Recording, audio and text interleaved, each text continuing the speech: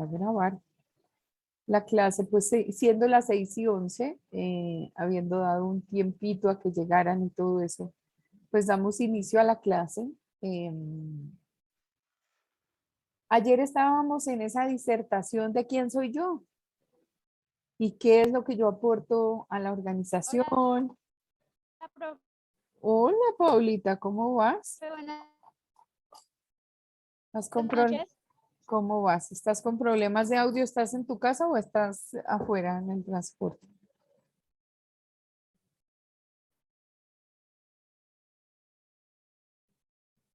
Sí, no nos estamos escuchando.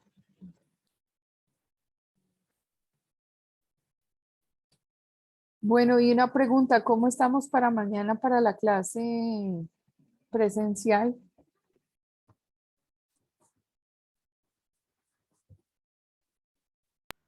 Duro, profe, Por pero mi pues parte, bien, profe. Pues solo mañana no puedo ir, pero es decir, la tomo virtual, pero de resto no hay ningún inconveniente. Ah, ok. ¿Y el resto, cómo estamos para ir presencial? yo creo que bien, profe. Bien, sí, señora. Por mi parte confirmo también. Bueno, listo, perfecto. Entonces, salón 109 de la sede 2. Ese es el salón que nos corresponde. Mañana todos muy pilosas para continuar nuestro trabajo y hacer un poquito de estas actividades que tienen que ver con las hojas de vida, las competencias y todo eso. ¿Tuvieron oportunidad de revisar el listado de competencias y de saber específicamente cuáles son las que tienen y cuáles no? Poquito, profe. Poquito más bien. Esa parte es fundamental para poder desarrollar un trabajo de redacción de perfil que, digamos, es importante para todos. Esa es la parte más pesada, más compleja. Esa es la parte que con detenimiento miran los empleadores. Entonces, pues, luego de hacer las correspondientes disertaciones, quién soy, qué estoy en capacidad de dar a la organización, cuáles han sido mis aportes, pues de esta manera nosotros podremos ubicarnos muy bien y con argumentos. Recuerden que también es importante que esas competencias que nosotros vamos a decir que tenemos deben ser evidenciables. ¿Y evidenciables desde qué punto de vista? Pues específicamente debo tener la comprobación por situaciones que haya tenido de carácter laboral, donde yo puedo comprobar que sí tengo esa competencia o que sí hice ese aporte o que sí se logró tal o cual, digamos, logro a la organización y que la organización creció con mi participación. Entonces, eso es muy importante, eso, digamos, es como la tendencia. Incluso hoy también el tema de la tendencia es identificar el tema de habilidades blandas, pero eso es un proceso posterior a la identificación de competencias que tengo en mi haber. Entonces, todas esas cosas van a ser muy buenas a la hora de conseguir un trabajo. Yo quería de todas maneras tratar de compartir acá un video que me parece importante. Se los dejé en plataforma, pero no sé específicamente si tuvieron tiempo de verlo. Vamos a ver qué dice este señor. Nunca haga esto en su hoja de vida. ¿Me confirman, por favor, que vean la pantalla y que estén escuchando? No sé si...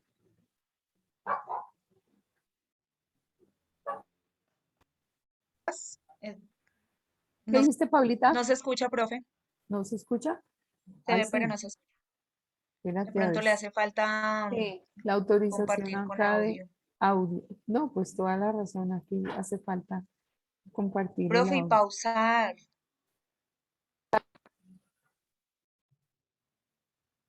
Ir la pausa. grabación. Ah, ok. ¿Y sabes qué? A ver, vamos a ver. Busquémosle. O se resume mucho la experiencia de la persona, entonces yo creo que es mejor dejarla en 2 hojas. ¿Listo? Otra de las razones para el tema de la extensión, primero que estas personas que leen no tienen mucho tiempo, y la segundo es que si uno deja la hoja de vida en físico, se pierden los anexos. Entonces es muy importante que no haya tanta hoja, que se pueda comprimir a una sola página, porque si va en digital se puede perder, si va físicamente se puede perder. Entonces es recomendable tener capacidad de síntesis para lograr que esa hoja de vida vaya en una sola página. Entonces, ¿cómo aprender a condensar la hoja de vida?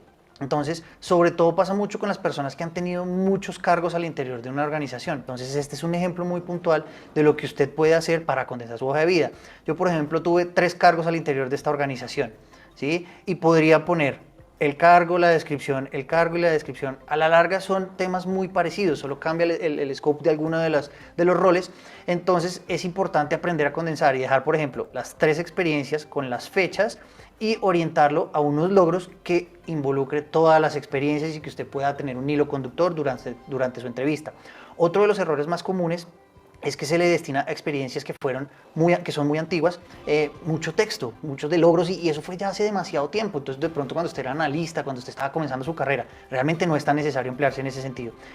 Por último, si quiere ponerlas ahí, puede simplemente nombrarlas, no es necesario poner todos los logros alcanzados durante las mismas. Es importante identificar que lo que se deja a nivel de logro y de gestión es relativo al cargo que están pidiendo. Es decir, mi hoja de vida se construye con los trabajos y con las actividades que he desarrollado versus la solicitud de carácter laboral.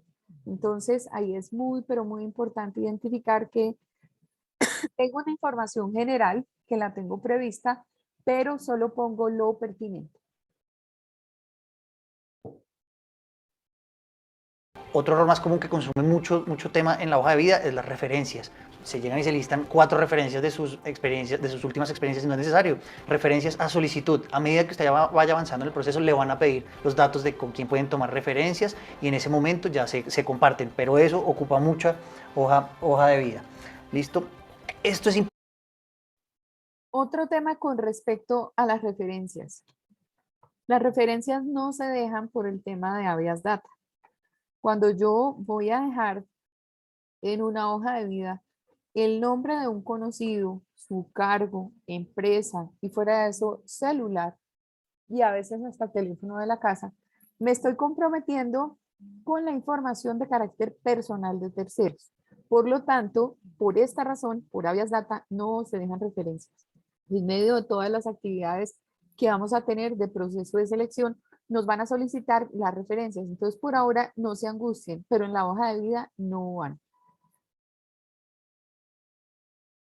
Importante, el documento de la hoja de vida es la primera impresión que tiene el reclutador, el área de recursos humanos, el cliente interno que está evaluando. Entonces, hágala bien, hable sobre los logros alcanzados, que se evidencie el por qué usted le puede generar valor a esa empresa nueva donde se está presentando. Por favor, síganos en nuestras redes sociales para más tips.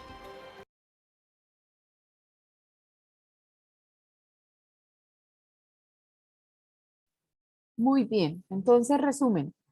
Un encabezamiento que tenga mi nombre, mis datos de contacto, que son la ciudad donde resido, el correo electrónico, el celular que voy a contestar y mi número de cédula por si hay algún tipo de revisión previa o de selección previa o verificación de una determinada condición de estatus frente a las distintas entidades.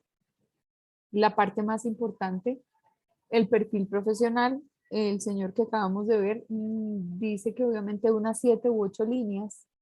Digamos que yo sí soy de la escuela y hay mucha gente que dice que efectivamente el perfil es la parte más importante de las hojas de vida, por lo tanto debe estar construida a partir de competencias, porque si yo no evidencio mis competencias, por lo menos en el texto, una cosa diferente, como él dice, si las competencias se van a evaluar posteriormente mediante otro tipo de pruebas, pero si yo no cuento cuáles son las competencias que tengo, entonces obvio no va a funcionar la hoja de vida nunca. Entonces sí, la parte del perfil es importante.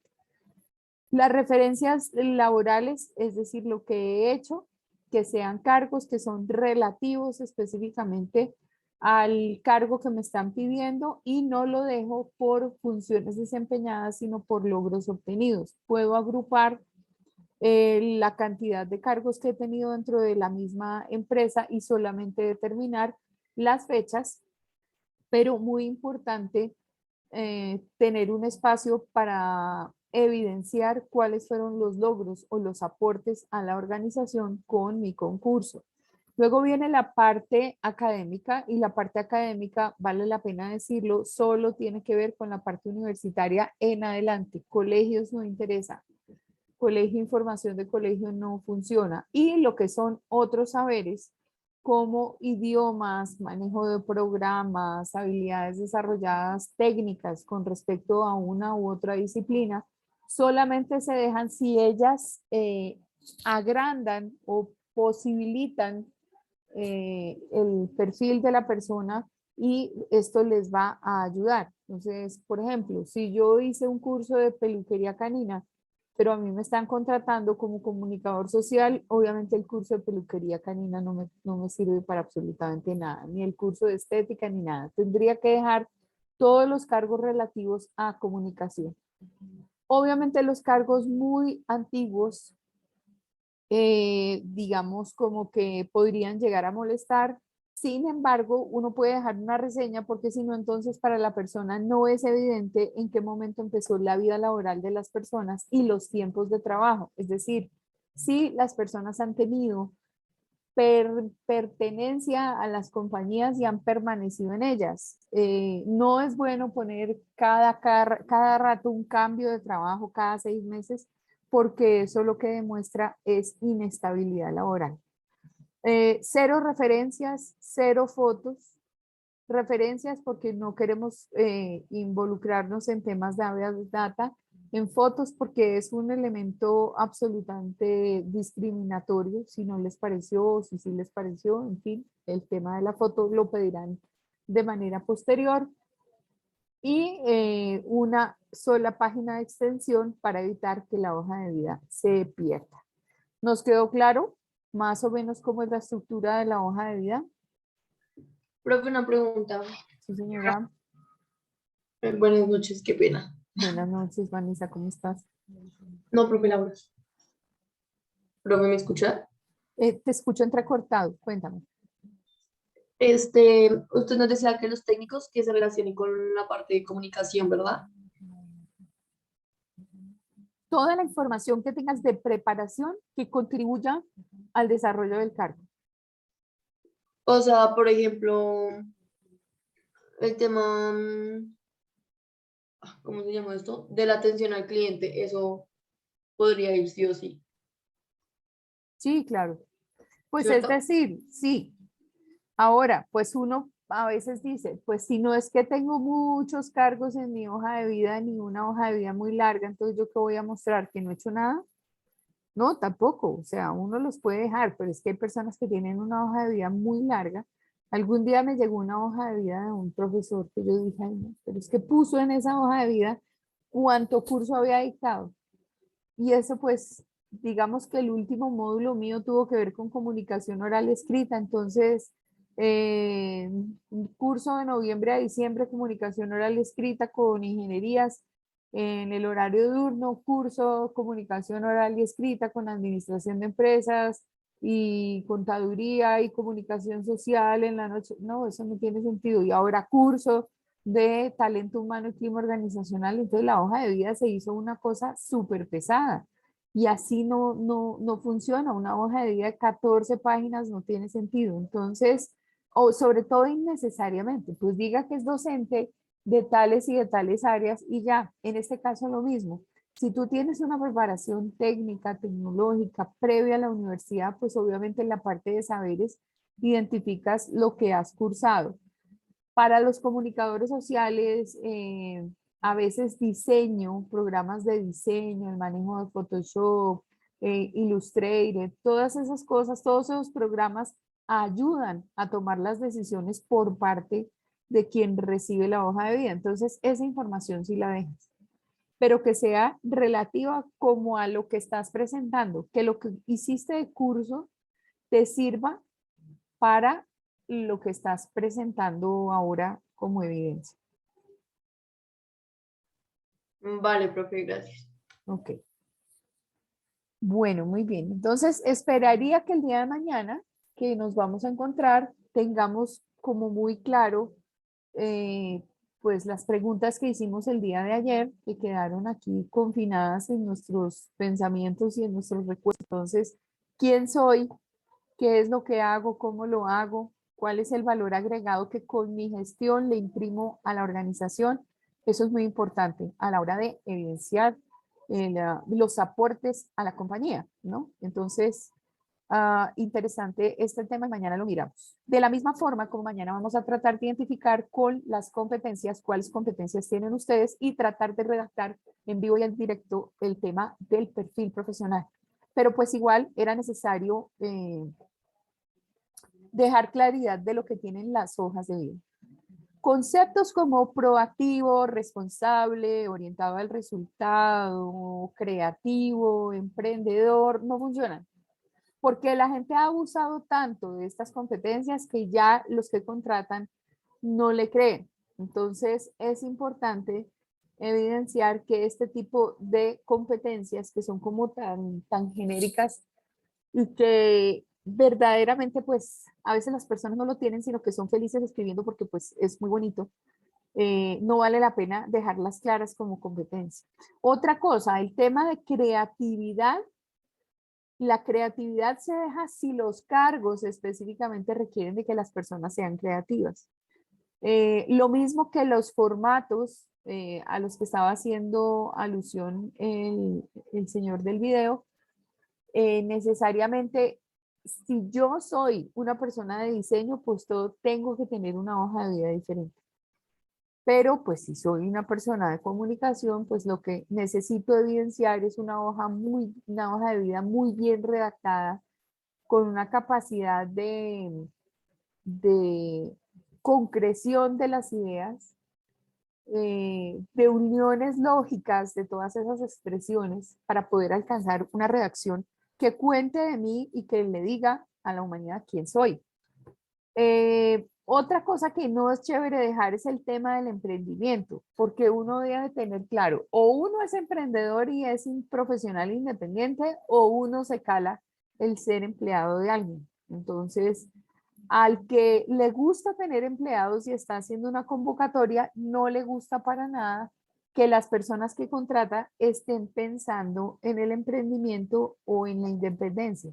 Porque pues lo que uno necesita es que las personas se vinculen con la organización, pero se vinculen con una trayectoria y que puedan hacer carrera, desarrollo de carrera con uno, porque es muy costoso empezar a formar a una persona, a enseñarle, a hacerle una cantidad de hojas de vida, o sea, de hoja de vida dentro de la compañía, hacerla crecer dentro de la compañía para que mañana o pasado renuncie y se vaya. Y yo tenga que volver a empezar con el proceso de selección, ahí ya se perdió plata. Cuando la persona ya aprendió, conoce su cargo, lo maneja al dedillo del dedal y dice renuncio, pues esas son como masitas para el diablo. Eso realmente ahí no le sirve a la empresa. Entonces hay que tener en cuenta estas cosas.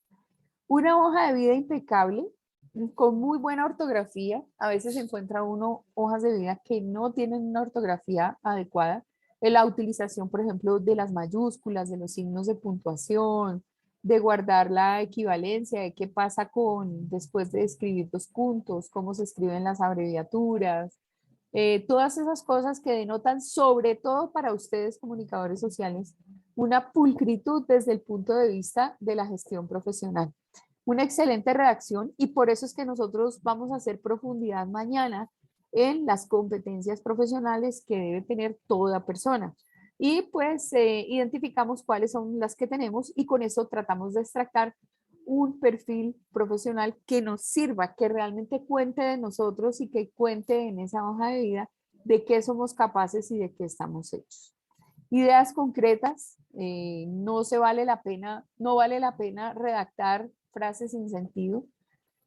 Los datos de contacto ya saben que ustedes los tienen en el encabezamiento, que son su correo electrónico, su celular y su teléfono fijo si lo contestan, que lo contrario no. No referencias porque es información de carácter confidencial por habeas data y se pueden suministrar de manera posterior cuando el proceso está llevándose a cabo. Una hoja de vida que refleje que es 100% veraz, máximo 2 páginas, si yo tengo mucho que contar, hecha específicamente para el cargo al que se está optando, debe despertar interés a partir de la redacción y de los elementos seleccionados. Por eso es muy impactante que ustedes identifiquen el tema de los logros, qué han logrado para las compañías cómo han crecido con su concurso, de qué manera ellas se fortalecieron gracias a que ustedes pasaron por allí. Entonces, digamos, debe uno demostrar que el cargo es como para uno, o sea, que nos interesa el cargo y que por eso estamos presentando esta hoja de vida. Definir específicamente el tema de las competencias para el cargo es muy importante. Por lo tanto, hay que leer la convocatoria e identificar qué tipo de profesional es el que están buscando. Dentro de las competencias hay competencias generalistas y competencias específicas. Competencias generalistas, por ejemplo, habilidad en la comunicación. Esas habilidades blandas para una persona son fundamentales. No solamente los comunicadores sabemos redactar, no solamente los comunicadores somos buenos en la oralidad. Esa es una condición general. Pero hay que tener claro que dentro de ese listado que yo voy a señalar unas 7 u 8 competencias, pues hay unas que son muy generales que voy a ver analizando versus lo que pide el cargo, si vale la pena resaltarlas o no en redacción o si me voy específicamente por aquellas que son las que están pidiendo para el desempeño del cargo. Entonces, esas son las competencias específicas. En las competencias generalistas, entonces puedo seleccionar unas 10 o 12 en total. Me dejan conocer cuáles son mis saberes y obviamente los puedo organizar de prioridad de la más fuerte a la menos fuerte. Y pues hacer el análisis si son competencias o conocimientos. Porque es que a veces una cosa es una competencia, la competencia es una condición específica del profesional, mientras, por ejemplo, el conocimiento, tener una competencia como el manejo analítico de los números es diferente a conocer de estadística. Entonces, el conocimiento es una situación muy particular. El conocimiento me lleva a mí a tener una competencia laboral. Entonces, hay que identificar de qué estamos hablando. En las competencias específicas lo mismo, evidenciar 10 o 12 que hagan relación con el trabajo y que den respuesta a las condiciones de trabajo. Cuando selecciono esas competencias, además tengo que pensar qué evidencias tengo bajo la manga, qué puedo contar de mí para decirle a esa persona que me va a contratar, vea, cuando yo le digo que tengo habilidades comunicacionales desde el punto de vista de la construcción de texto y muy rápido, es que he escrito para revistas, he escrito, pues digamos, como con habilidad desde mi carrera, proyectando los escritos, no sé qué cosas, y los utilizamos académicamente, bla, bla, bla. O ahora como profesional, entonces tengo artículos en revistas indexadas, escribo muy rápido, si tengo a mi cargo actas, pues entonces las actas las levanto con total tranquilidad y muy rápido. Puedo estar haciendo simultáneamente la redacción de las cosas que están aconteciendo, bla, bla, bla. Son evidencias que uno debe tener que permiten a la persona que no me conoce, que hasta ahora está leyendo una hoja de vida y está asumiendo que yo tengo una o que otra competencia, que tengo efectivamente experiencia en eso que se está mencionando. Muy bien, entonces ahora pasemos a otro aspecto. ¿Alguna pregunta más con respecto a las hojas de vida? No, solo pensando que me toca como que cambiarla casi toda, pero no más. Por lo general se le hace el revolcón a la hoja de vida y se hace, o sea, se aprovecha que estamos en este momento teniendo como tema la hoja de vida. No, no es muy frecuente para muchas personas encontrar una metodología de redacción de la hoja de vida. Entonces aprovechemos y sí toca cambiar. Entonces les aconsejo que la que tienen, obviamente la lleven para poder establecer un comparativo. Entonces el día de mañana lo que podemos es revisar las hojas de vida que tienen ahí pues individualmente y lo otro, tener las listas si estoy aquí conectada por internet para también participar de lo que pueda ocurrir en la clase. Entonces, mañana trabajaríamos en hoja de vida y en evidencia de competencia, que es muy, muy importante. Muy bien. El día jueves tendríamos la opción de hacer el parcial teórico. ¿Les parece que lo hagamos escrito? Ya que vamos a estar allá en la universidad. ¿Con eso salimos de eso? ¿O prefieren que el parcial sea oral? De manera virtual. Escrito. Escrito es como mejor, ¿cierto? Entonces el día jueves vamos a tener parcial y esperaría que si el jueves, bueno, esperemos a ver quiénes llegan el día jueves, ¿les parece? Bueno, y ya saben que la segunda nota tiene que ver específicamente con la construcción de la hoja de vida. Esa es nuestra segunda nota, la hoja de vida. Y la tercera nota tiene que ver específicamente con la elaboración de la evaluación de desempeño. Entonces, en la evaluación de desempeño aprenderemos a medir y a determinar pues unos objetivos de carácter institucional, unos objetivos que permitan medir las actividades que las personas desarrollan dentro de la organización y para concebir ese tipo de valoración, pues aplicar todos los conocimientos que hemos tenido acá dentro de la clase. Bueno, bien. Entonces, ahora sí, Profe. entramos a... Señora. Perdóname, es que se me cayó. No alcanzo a escuchar cuál era la primera nota. La primera nota es un parcial teórico escrito que vamos a hacer el día jueves. Ese es un parcial de conocimiento, es el día jueves. La segunda nota tiene que ver específicamente con la hoja de vida, con construir la hoja de vida bajo parámetros nuevos para hacer una hoja de vida muy competitiva. Y la tercera nota tiene que ver con la construcción de una herramienta que se llama evaluación de desempeño. Ustedes todavía ni siquiera visualizan, pero evaluación de desempeño al fin y al cabo. Bueno, hola Juli, ¿cómo vas? Hola, profe, ¿cómo estás? Bien, por fortuna. Bien, bien. Bueno, entonces, aspectos de comunicación fundamentales. Pues esta presentación de PowerPoint está hecha también para la clase que tiene que ver con otras carreras que de pronto a veces yo les dicto talento humano y clima organizacional y entonces evidencio que la comunicación es muy importante dentro de este tejer, construir y custodiar los talentos humanos y depurar las culturas organizacionales. Entonces, para ustedes, pues es información absolutamente básica. Voy a dejar aquí la asistencia de hoy. Paulita, estamos adelantando el parcelador docente. No, profe. Te lo recomiendo. Sí, señora.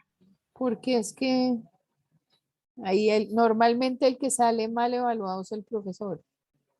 Entonces, te agradecería porque todo está al día y si no está el parcelador docente es como tener las cosas a medias y sin zapatos. En la medida en que lo vayas haciendo a tiempo, pues vamos adelantando y no tenemos atrasos. ¿No? Sí, profe, creo que mañana ya se queda el día. Ok. Si quieres te digo las actividades ahora en un rato. Te digo qué ha pasado cada día, aunque pues obviamente eso lo debes verificar con el contenido programático, aunque yo voy ajustada a contenido programático, pero importante tenerlo presente. Muy bien. Comunicación. Comunicación evidente en toda la interacción de los seres humanos. Nuestra posibilidad de ser sociales está dentro del proceso de comunicación y es una herramienta vital e importante dentro de las organizaciones. ¿Por qué? Porque nos permite interactuar con los compañeros de trabajo, porque se producen comunicaciones sin fines, bien desde el punto de vista de la instrucción, de lo que el jefe quiere, de lo que la compañía busca, de lo que uno siente, de lo que poco a poco se va dando, entretejiendo. Sin comunicación no es posible la interacción de los seres. Entonces, es necesario, obviamente, tener la creación de canales aprobados y esos canales aprobados pues están remitidos específicamente a los sentidos. Nosotros somos muy, digamos, precisos en decir que en entornos organizacionales nos sirve mucho la observación de lo que es el comportamiento gestual y corporal de la persona para ligarlo a su verbalidad e identificar el tipo de personalidad que tenemos enfrente, qué tan vinculado está, si tiene algún tipo de molestia, si tiene compromisos, si verdaderamente es una persona que está siendo parte del grupo. Ahora, hay otras cosas que no son permitidas dentro de la organización, que es la interacción de los cuerpos de las personas. Entonces no es aceptable tocar, no es aceptable oler, solamente en fórmulas como el tema del saludo, que debería tener el cumplimiento de la proxemia como tal. Hay muchos jefes que a veces son bastante manilargos y creen que pueden sentarse al lado de uno a una mesa de una sala de juntas y de pronto pasar su querida manito por la rodilla de la persona que está trabajando y eso no es admisible. No es admisible como tampoco, por ejemplo, podría haber ningún tipo de interacción a nivel de tocar. Nosotros guardamos dentro de la proxemia distanciamientos que indican qué nivel de confianza tienen las personas. Cuando uno no conoce a nadie, y les recuerdo, aunque se lo manifesté en introducción a la comunicación, en la proxemia nosotros tenemos para interactuar con una persona que no conocemos aproximadamente 1 metro de distancia entre una persona y la otra. Ahorita pues obviamente en condiciones de bioseguridad necesariamente tenemos una distancia que nos permite garantizar nuestro estado de salud de manera positiva.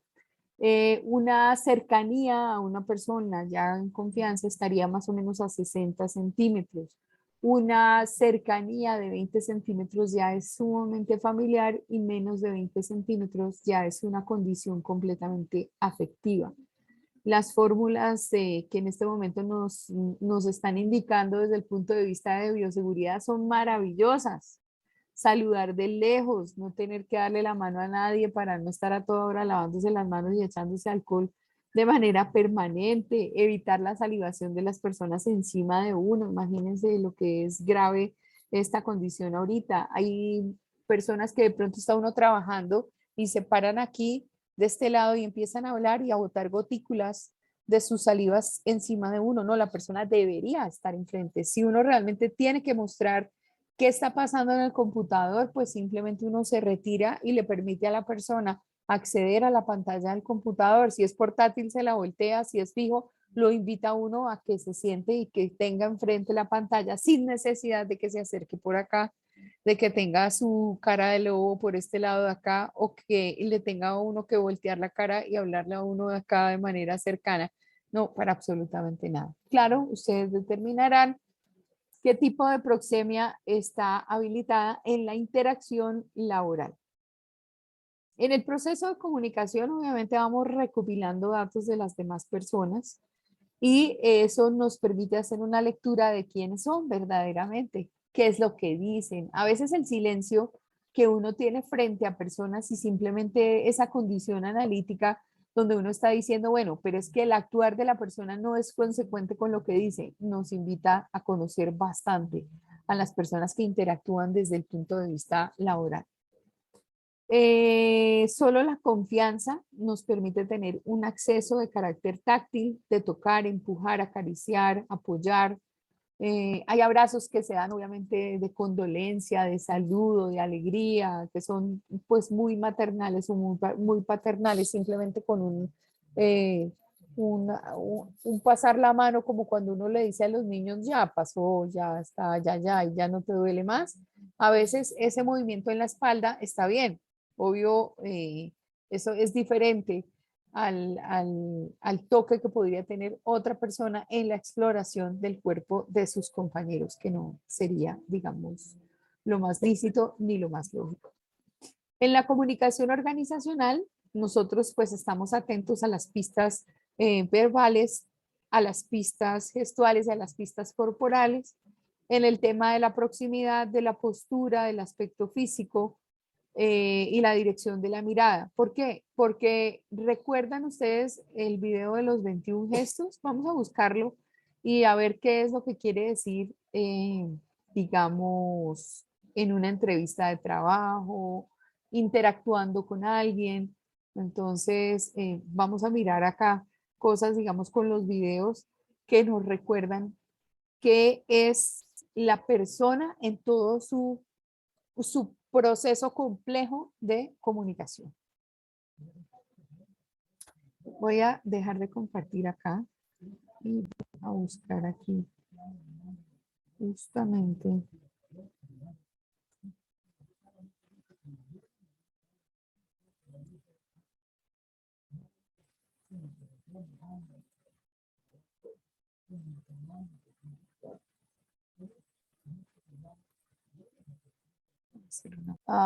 Lo que puede pasar es que nosotros leamos nuestra gente, los compañeros, las personas que están dentro de todo el proceso. Hola, nena, ¿cómo estás? ¿Qué cuentas? Buenas noches. ¿Cómo estás, muñeca? ¿Bien? Bien, bien. ¿Y tú? Bien, gracias a Dios, bien, bien. ¿Está muy aburrida la clase? No, está divertida. ¿Sí? Bueno, tú también Sí. puedes aprender todas esas cosas para poder leer a tus amigos, a las personas que te acompañan. Sí, señora. El cuerpo es un instrumento de comunicación y entonces pesa más que la comunicación oral, el 80 o 90% que tiene la gestualidad. Imagínate, Yo no sabía eso. no sabías eso, por eso te lo estoy contando, porque la gente normalmente no lo sabe. Ahora ya Ella sé. sabe muchas cosas. Sí. Una genio. Hoy, Señor Ella es la Jesús, mejor. María y José, Señor Jesucristo. Qué bueno, gordita, qué bueno que nos acompañes. Muy Es que bien. escuchó los videos y se vino a mirar. Ah, sí, eso me parece chévere, claro, imagínate. Qué bueno, muy bien, muy bien. Bueno, ¿ya están viendo entonces acá la pantalla nuevamente? Sí, señora. Bueno, ¿qué pasa con nuestras relaciones que son normalmente las que sostenemos dentro de ámbitos organizacionales? Se ven reforzadas por tres situaciones específicas. La primera de imitación, la segunda de reciprocidad y la tercera de reforzamiento. El tema de la imitación es muy fácil llegar a él justamente porque uno por lo general tiene un referente de comportamiento o un referente profesional. Hay mucha gente que se quiere pasar al estilo divertido de un compañero y entonces ese compañero es gracioso para interactuar con uno, entonces bota un chiste, es fresco y uno dice, no, pues también me voy a poner aquí a tono. Lo mismo con los jefes. Los jefes a veces son sumamente agresivos dentro del comportamiento y endurecen la interacción de las personas dentro de la organización. Y entonces, si el jefe es poco servicial, eso lo proyecta con su gente y la gente termina siendo poco servicial. Entonces, una condición que nosotros vemos en la universidad de manera frecuente es registro y control, por ejemplo. En registro y control no es que sean muy amables que digamos. Y uno sabe que si los han regañado, que si les han dicho, que si, en fin, como que uno siente que se desquitan con uno, ¿no? Uno siente que el trato no es amable, uno siente que de pronto no les dieron toda la capacitación que debieran y entonces contestan 3 o 4 cosas diferentes y uno no sabe realmente dónde está la verdad de la información. Pero en general no hay una amabilidad, entonces dicen que las empresas a veces se parecen a sus cabezas y las empresas se parecen a sus dueños. Las empresas a veces son poco serviciales porque sus jefes son poco serviciales. Se parecen unas que son muy amables, hola, bienvenido, ¿cómo estás? ¿En qué puedo ayudarte? ¿En qué puedo servirte? Estoy para colaborarte y uno ve que desde el jefe en adelante todo el mundo se comporta así, es por un referente de imitación. Ahora, también en la interacción con personas, y entonces, como les digo, pues si una persona es dicharachera y cuenta un chiste, uno también se acerca con ella, cuenta otro chiste, entonces ahí hay como una serie de imitaciones que se hacen dentro de los esquemas laborales. La condición de reciprocidad, de alguna manera, es devolverte algo de lo que planteas. Tú eres colaborador conmigo, me ayudas, no dejas que yo me caiga en las situaciones, no me dejas sola. Pues digamos que a veces es como una falsa concepción de lo que es un equipo, pero no es una actitud mala. Cuando yo tengo una reciprocidad y digo, bueno, acá todos vamos a salir adelante. El objeto que se propone desarrollar la compañía estratégicamente es uno. Y esta compañía hace que todo el mundo vaya en función de alcanzar ese objetivo. Entonces, hay jefes que son absolutamente inspiradores y dicen, bueno, no sé, pero si le va bien a la empresa, nos va bien a todos. Entonces, tratemos de empujar para que logremos beneficios generales. Eso es, de alguna forma, cuando tú me ayudas, yo te ayudo y respondemos en reciprocidad. Y la condición del reforzamiento cuando de alguna forma lo mantienen a uno programado dentro del esquema de la recompensa, dentro del esquema de algunos beneficios que se reciben. Los que están en la parte comercial, por lo general, son muy dados al reforzamiento, ¿no? Porque están como los ratoncitos siempre van detrás del queso. Entonces, ¿quieres este pedazo de queso? Listo. Entonces, recorre tu kilómetro extra, cumple con tu cuota, pero si aumentas un poquitico más, el queso va a ser un poquito más grande. Y normalmente el comercial es ambicioso y dentro de su personalidad está hacer seguimiento a ese tipo de cosas y decir, brutos, yo me puse una meta y la tengo que cumplir, cosa que el administrativo no hace. Cuando al administrativo se le ponen metas, a veces hay que estar todo el tiempo detrás del administrativo, invitándolo a que, mira, nos pusimos una meta y así nosotros no tengamos un resultado, digamos que tiene relación con una remuneración de carácter variable porque tengo un fijo, pero a la vez tengo unas comisiones, pues sí nosotros también somos parte de conseguir esos logros. Por eso es que a veces a las organizaciones se les dificulta ayudar a los comerciales a conseguir la meta, porque el administrativo se cree que no es comercial y que no está sujeto a que se alcancen mejores condiciones. Entonces, contabilidad pone problemas, no le reconoce los clientes nuevos, le pone trabas para el despacho, le pone trabas por si acaso, por ejemplo, no fue capaz de identificar a su cliente con un número de NID y poder tener claro los reportes de medios magnéticos y una cantidad de cosas que se van dando dentro de la empresa y entonces pareciera que contabilidad fuera el enemigo número uno de la realización de la venta. La otra cosa es el servicio que se puede prestar desde las áreas de soporte o desde las áreas administrativas. A veces las personas no son conscientes que atenderle un problema, un requerimiento a un cliente mientras el comercial no está, es ayudar a que la compañía recorra un kilómetro extra dentro de eso y de pronto solucionar un problema. Entonces, tenemos muchas negativas por parte del administrativo a ayudar al comercial a conseguir su meta o su logro. Y resulta que las metas y los logros son de toda la compañía. Es decir, no es solo el comercial, no es el comercial que trae el pan debajo del brazo, es que si yo hago desde la parte administrativa lo que me corresponde a nivel de servicio y pienso que desbordarse en ese servicio y en esa información y en esa cantidad de cosas que necesita el cliente de la compañía, eso también vende. Entonces es muy, muy importante. Entonces tenemos estos tres tipos de condiciones que se dan en las relaciones interpersonales de trabajo desde el punto de vista de la comunicación, aspectos que ustedes pues obviamente no habían tenido en cuenta. Vamos a hablar de los procesos de vinculación y en los procesos de vinculación, síntomas que se van dando en las personas. Hablemos entonces del primero de ellos, que es el síntoma de incorporación. ¿Cuándo te sientes ya incorporado a la empresa? ¿Cuándo te sientes parte de ella? Cuando definitivamente mis objetivos están planteados, paralelos, alineados y consecuentes con lo son los objetivos institucionales. Cuando yo siento que la empresa no es una cosa, no es un ente allá que nada tiene que ver conmigo y que Dios mío, ¿cuándo fue que yo vine a parar acá y que me siento extraña y que me siento como un mosco en leche? Cuando llego a esta empresa, no, cuando yo digo, bueno, este es mi ambiente, eso todo forma parte de ese clima laboral que estamos construyendo todos los días. Entonces, cuando tenemos objetivos comunes, logramos identificar esos síntomas de incorporación porque podemos hacer división del trabajo y repartición del trabajo, es decir, ya tenemos el conocimiento necesario para poder desarrollar la gestión y si se trata de un trabajo en equipo, pues lo que me corresponde y yo te colaboro, tú me colaboras y le colaboramos a la empresa llegando a la consecución de su objetivo común.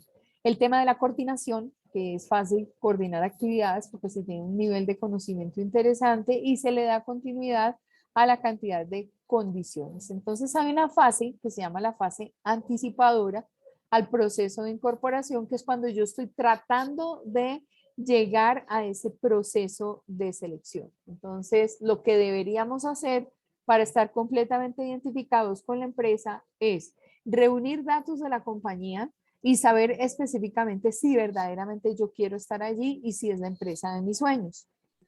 Si estoy en el lugar adecuado. Si no hay expectativas fuertes, es probable que nosotros abandonemos fácilmente. ¿Por qué? Porque es normal que yo identifique con qué tipo de compañía voy a trabajar. Entonces, tengo que averiguar de ella, tengo que saber si es el tipo de compañía que yo estoy esperando tener, si realmente le dan ese desarrollo, esa vida a las personas dentro de la organización, si hay posibilidades de crecimiento, si a nivel de cultura es interesante. Y esas cosas son las que van a tejer finalmente cultura.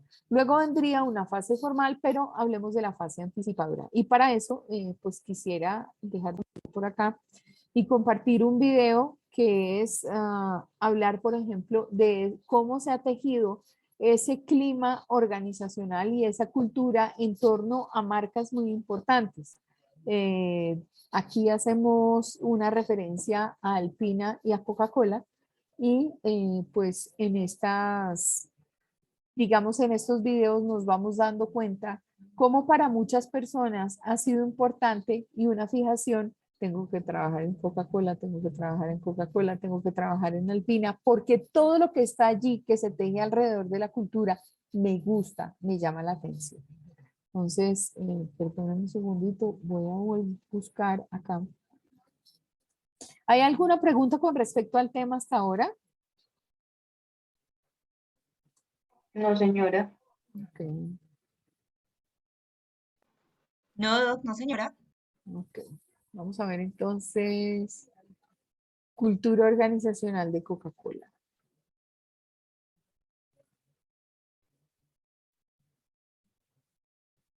Voy a dejar de grabar su hoja de vida.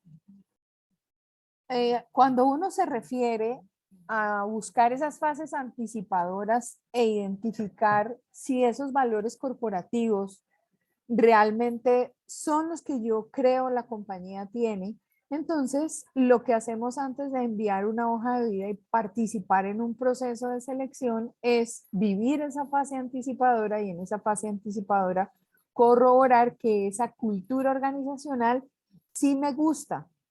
Hay personas que le preguntan a uno en la entrevista de selección, ¿y por qué quieres trabajar en Coca-Cola? ¿Por qué quieres trabajar en Bimbo? ¿Por qué quieres trabajar en Alpina? ¿Qué es lo que te llama la atención de la compañía para pasar esta hoja de vida y formar parte del equipo? Y entonces obviamente uno tiene que tener una respuesta. Y esa respuesta corresponde específicamente a dar en el clavo del tipo de persona que podríamos estar vinculando y que nos gusta específicamente ser y estar allí. Voy a buscar otro ejemplo.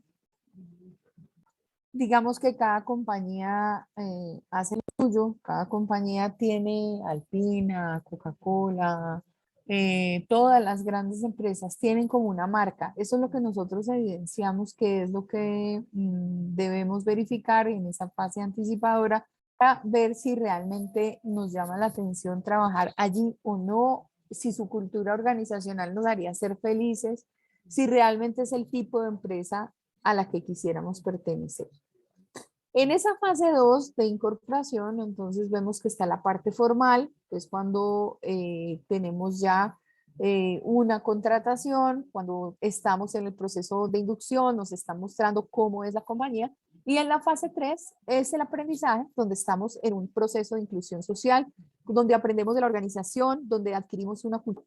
Estamos haciendo una finalización de ese proceso de entrada y es donde las expectativas se vuelven realidad, donde firmamos nosotros ese contrato, donde ya estamos vinculados de una forma donde se evidencia que hemos logrado surtir todas las etapas, hemos pasado todas las observaciones, las fases previas, digamos, como de prueba, todas esas cosas. Incluso cuando a uno le dicen que está en la etapa de prueba, está en la etapa de aprendizaje, es fase 3, donde uno está siendo observado, las personas son muy cuidadosas en lo que hacen, en lo que dicen, la manera en cómo se comportan con la organización y les hacen válida la cláusula de los 2 meses de la etapa de prueba.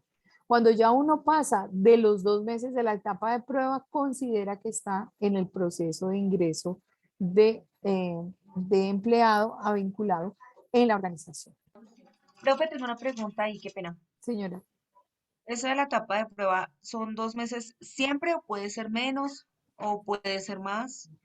Mínimo son 2 meses. Legalmente sí, legalmente la etapa de prueba son los 2 meses, está establecido por el Código Laboral. Y es una etapa donde tanto tú te puedes retractar porque verificas que las condiciones no son realmente las que tú estabas viendo, por ejemplo, que iban a ser realidad. Que a ti te dijeron, por ejemplo, que había un bus de la compañía que te recogía y eso favorecía tus cosas, que te respetaban un horario de trabajo y de pronto empezando te dicen, no, mira, te tienes que quedar tal fecha y en tales fechas y hasta tales horas y a ti te habían dicho que ese tipo de cosas eran más bien opcionales y cuando empiezas a trabajar identificas que son realmente lo que es la regularidad de toda esa relación laboral. De la misma manera, cuando la empresa se da cuenta que de pronto tú no tienes todas las condiciones ideales que está buscando también en el proceso. Entonces, hay un tiempo de 2 meses para las partes para verificar que están haciendo el ejercicio correcto. Está establecido por la ley. Puede ser que la empresa verifique que definitivamente y tuvo un acierto al contratarte y que no hay necesidad de hacer muchas cosas antes de para lograr establecer que eras la persona que estaban buscando y de alguna manera entonces te dicen, no, listo, ya, o sea, ya queda en firme el contrato y pueden correr el tiempo. Ese es un acuerdo, digamos, fuera de lo que puede ser la norma. Pero la norma está para darle claridad a la relación, ¿no? En el clausulado tú sabes a qué te atienes y obviamente la empresa sabe a qué se va a tener contigo. Entonces hace referencia a un término legal. Si no lo quiere cumplir, pues no lo cumple. De la misma manera como tú podrías también retractarte de las situaciones. Gracias, profe. No, Eso ha sí. aclarado mi duda. Bueno, muy bien. No solamente eso, sino que digamos que todo lo que es ese manual y ese código de comportamiento que debe haber tanto de la empresa como del el empleado que está en el código de trabajo, que es ese manual de trabajo que uno tiene, que le permite a uno conocer cuáles son las situaciones de orden disciplinario que debe estar publicado en un lugar visible o que debe ser accesible a partir de la página o de la intranet que nosotros tenemos, pues eso nos sirve a nosotros de parámetro de consulta para ver cómo proceder y cómo realmente vivir nuestra vida de trabajo, ¿no? Bueno, muy bien. Dentro de todo esto, pues se dan obviamente relaciones de poder, relaciones donde las organizaciones no se escapan de vivirlas y que establecen, por ejemplo, cómo son las políticas y pues de alguna forma también nos dan como una visión de lo que la compañía es.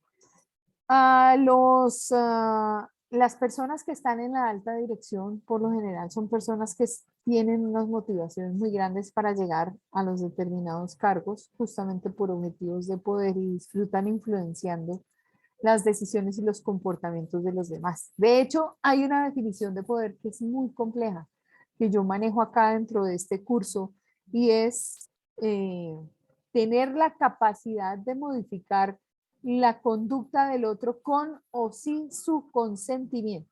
Y ese es el poder dentro de la organización. Y entonces uno dice, uy, bien difícil, porque es que de verdad tener poder justamente hace que las personas cambien su conducta, cambien su forma de ver la vida y las cosas. Generalmente las organizaciones laborales representan el orden y la estabilidad, o sea, tienen normas, tienen parámetros, tienen razón de ser, tienen metas, por eso uno las identifica desde su misión, desde su visión, desde sus valores corporativos, para nosotros atributos de imagen sobre los cuales vamos a generar un contenido. Son opuestas a todo lo que implique inestabilidad y desorden, porque lo que uno quiere de una empresa es un lugar organizado, un lugar donde a mí me remuneren de la forma adecuada, me paguen el día que toca, sean respetuosos conmigo, me den oportunidades de crecimiento, porque de esta manera ahí sí uno pues está como muy contento de hacer esa transacción, de entregar ese trabajo y de alguna manera que las empresas pues vean que con uno a bordo pueden cumplir esas metas y objetivos que se propusieron. Entonces, normalmente esto se da dentro de condiciones de, digamos, acuerdo. A uno le dice, en esta compañía tiene tales X o Y parámetros, aquí hacemos las cosas así, y de ahí poco a poco es de donde surge también ese clima organizacional, que es una huella dactilar, es una forma de comportarse, es una forma de ser, es un, ¿cómo se llama? Un pretexto para llegar a ser. Entonces, se identifica que estos entes organizados tienen un poder central y dentro de ese poder central, pues la potestad de poder irradiar hacia todos los aspectos de la organización y son un principio fundamental para poder compartir esos códigos de ética y de comportamiento dentro de la organización. Una empresa que no esté organizada, que no tenga las metas claras, que no tenga los procedimientos claros, que no tenga las políticas claras, es una empresa muy difícil donde uno definitivamente no sabe cómo proceder. Y si hay algo que le molesta a las personas en el trabajo es el tema de la incertidumbre. Y la incertidumbre es no saber a qué atenerse, no saber a cuál es la norma, no saber qué es lo que busca la compañía, hacia dónde está orientado. Entonces, obviamente, uno necesita que existan todas esas condiciones para garantizar supervivencia, para garantizar, digamos, como toda la interacción de todos de manera clara. Definición de poder. La capacidad de afectar el comportamiento de las otras personas con o sin su consentimiento. Se ocupa del recurso para conseguir fines. Capacidad de modificar la conducta del otro con o sin su consentimiento. Eso es tener poder. A veces a uno pues esas definiciones como que no le gustan, pero pues sí, eso es lo que pasa. Esa es una cosa, digamos, como muy complicada a la que uno accede siempre y cuando existan unos determinados parámetros que le digan a uno efectivamente, esta empresa podrá tener fu y fa, pero me gusta porque de alguna manera me cumplen con esto, me cumplen con aquello, logro hacer esto o aquello. y se evidencia que estamos creciendo, que creen en mí, que me apoyan, me remuneran, me dan bonificaciones, me ayudan con el estudio, me ayudan con mis hijos. A veces hay distintas motivaciones, ¿no? Por ahí hay unas personas que cuentan que trabajan en, yo siempre me equivoco, no sé si es home center o home centric, pero por ejemplo, ese atractivo tan grande que tienen es que puede ser que los cargos no estén muy bien remunerados, pero le pagan la universidad a los hijos o le pagan el estudio a los hijos y eso ya para los empleados es suficiente. Que si tiene 3 hijos, que si tiene 2 hijos, se comprometen a darles opciones para poder estudiar en la universidad, para hacer el colegio, para hacer muchas cosas y eso tiene muchísimo valor para el empleado, porque pues es una ayuda que uno necesita, o sea, todo lo que sea con los hijos de uno, uno camella por ese lado. Entonces es una motivación muy grande. El poder se ve dentro de la organización y en las personas. Tiene la finalidad de influenciar por lo general, pero sin embargo la influencia a veces va separada del poder. Yo tengo posibilidad de influenciar, más no de tomar decisiones. Entonces, la influencia es verdaderamente el comportamiento real. Uno como colaborador o como empleado, ¿qué hace? Observa los procesos de la compañía y dice, mire, nosotros hacemos las cosas acá de esta manera, yo creería, pues, muy respetuosamente, que si de pronto hiciéramos tal o cual cosa, podría mejorar el panorama de la empresa. Eso uno a veces lo dice con el espíritu que lo caracteriza de estar abriendo su bocota y dando su aporte. A mí me pasa así. A veces yo digo, pero ¿por qué es que estoy hablando más de la cuenta? Sin embargo, yo digo, bueno, qué pena. O sea, yo consideraría que de pronto nos iría mucho mejor si hacemos las cosas de tal manera. Eso es la capacidad de influenciar, pero y es un comportamiento genuino, es un comportamiento real, es algo que tienen las personas para hacer crecer la organización, pero obviamente va separada del poder.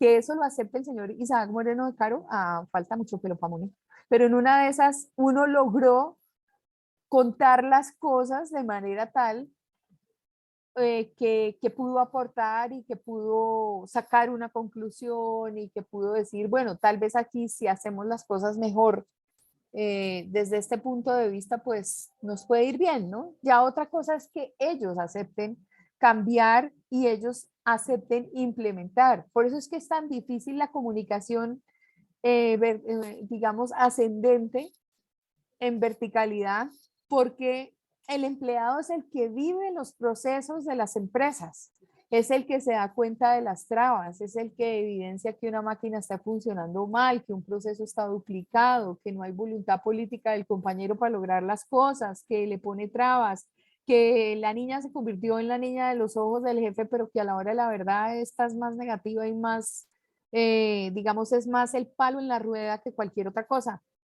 Y uno pues a veces decide hablar y decir, oiga, pero es que fulano de tal le cree tanto a esa persona y fíjese que esa persona lo único que hace es bombardear el proceso. Entonces, necesariamente, no es fácil hacer esa comunicación de abajo hacia arriba. Una de las condiciones que tiene esa condición vertical ascendente es que enriquece muchísimo cuando el jefe se da cuenta y valora lo que uno le comenta. Porque uno sabe, uno es el que está todos los días frenteando las situaciones, uno es el que todos los días está viviendo la organización. Si uno dice que la cosa no funciona bien, es porque no funciona bien. Y porque seguramente ha evidenciado con otras personas lo mismo y el jefe no se da cuenta de eso. Entonces, tener poder es tener la capacidad de afectar el comportamiento y la influencia y es el resultado la influencia es el resultado de afectar. Entonces, con poder yo defino, con influencia yo logro impactar para que escuchen, para que luego se llegue al cambio. Tener poder a veces es el desarrollo del ego para mucha gente y es un enemigo poderosísimo del desarrollo de las personas en el trabajo, pero es algo muy atractivo para los empleados, para los directivos de una entidad. ¿Por qué? Porque luchan y lo consiguen. Entonces, pues es evidente que el poder existe. ¿Dónde encontramos esas fuentes de poder? En lo interpersonal o en lo llamado social. A nivel de estructura, a nivel de cultura y a nivel de condición externa. Entonces, digamos que podemos revisar qué quiere decir el poder social. Pues, por ejemplo, puede ser evidente en la capacidad que tienen las personas desde el punto de vista de su fuerza, desde su carisma, desde la autoridad, desde la habilidad, desde la inteligencia. Ese poder social impacta dentro de la organización y ayuda específicamente. Hay otro poder que se denomina el de la dependencia dentro de lo social y dice es el poder social que se da solo en situaciones interpersonales donde están presentes los otros y llegan por depender de la fuerza, del carisma, de la autoridad, de la habilidad o de la inteligencia de los demás. Entonces, dependen de esa condición para sobrevivir. Y a veces esa cuestión de dependencia no es chévere porque no es auténtica. Entonces, aquí tenemos estas condiciones. Hay otro poder que surge por escasez y ese es el que encontramos evidentemente en las figuras del deporte. Yo siempre cito a Katherine Ibargüen porque por escasez que tenemos las mujeres no es fácil tener unas piernas tan largas como las de Katherine Ibargüen. Esas piernas que le salen desde aquí y esa mujer logra saltar esos 14,5 metros que son su marca olímpica, pues claro, yo ahí puedo tener un factor diferencial, pero es por escasez en el otro. En la música también, por ejemplo, tiene esa condición. En la música, uno a veces evidencia que las personas tienen unas determinadas condiciones, esas condiciones, por ejemplo, las hacen ser reconocidas, logran muchos éxitos, entonces, no es que Shakira cante bien, pero tiene carisma y tiene mucho carisma sobre el escenario y hace su fundación y le toma el pelo a las autoridades tributarias de España y todo lo que ustedes quieran. Excelente cantante, no lo es, pero es una mujer que tiene mucho carisma. ¿Qué le pasa a otros cantantes que de pronto lo hacen muy bien? No tienen el carisma ni el encanto que ella tiene sobre el escenario. Eso sí, baila espectacular.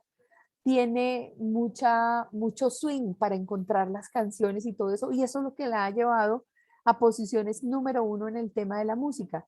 ¿Quiénes no logran seguirle la pista específicamente? Pues los otros, que además también quieren ser cantantes, que también quieren seguir una vida similar, que tienen condiciones similares, pero por escasez de las condiciones, pues lógicamente no alcanzan a esta condición. Bueno, y vamos a dejar hasta acá para mañana continuar con nuestro tema y dejamos ahí las bases del poder. ¿Algún comentario con respecto al tema que desarrollamos hoy?